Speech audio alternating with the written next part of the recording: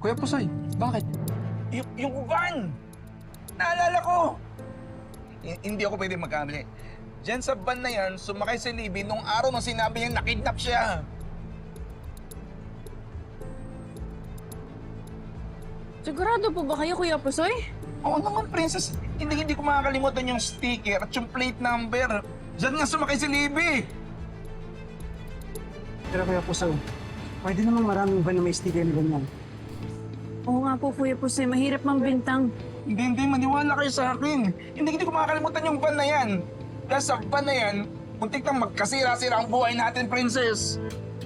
Kung yan nga yung van na sinakyan ni Lina, yan yung magiging link natin kung sino yung kasabwat niya.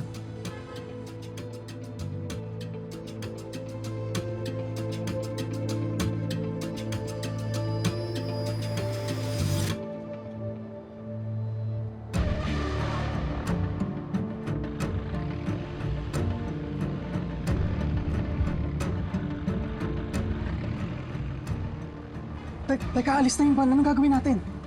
Sundan natin. Teka, hindi ba yung delikado?